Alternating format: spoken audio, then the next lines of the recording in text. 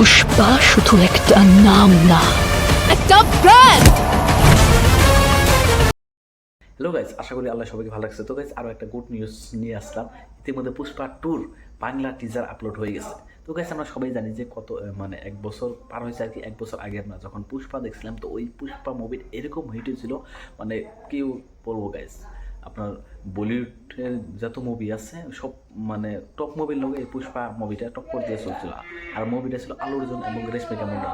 তো গাইজ ইতিমধ্যে আবার কি হয়েছে, পুষ্পা টুর শুটিং কমপ্লিট হয়ে গেছে। আর পুষ্পা টু আর কি রিলিজ মানে হবো কতদিন পরে, বাট তার আগে একটা কি টিজার আপলোড হয়েছে। আর এই টিজারটা এরকম হিট হয়েছে আসলে। কদিন আগে হিন্দি টিজার আপলোড হয়েছিল, তেলেগু টিজার আপলোড হয়েছিল, বাট রিসেন্টলি কি হয়েছে, বাংলাতে ড্রাইভিং করে এই টিজারটা আপলোড দিয়ে দিচ্ছে। তো গাইজ আমি এই টিজারটা অল্প আপলোড করে দেখতেছি। তো গাইজ আপনারা টিজারটা দেখেন। আর नाम छोटा है लेकिन साउंड बहुत बड़ा। দেখে কমেন্ট করে জানান যে টিজারটা কীরকম হয়েছে এবং পুষ্পা টু মুভিটা কীরকম হিট হওয়া লাগে।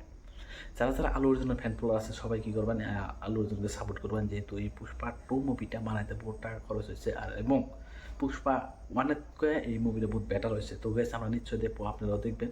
ঠিক আছে, কিন্তু বেশি কথা বলি না, আর টিজারটা আর কি দেখে নেন। ফায়ার তো নাকি? Wild fire boom.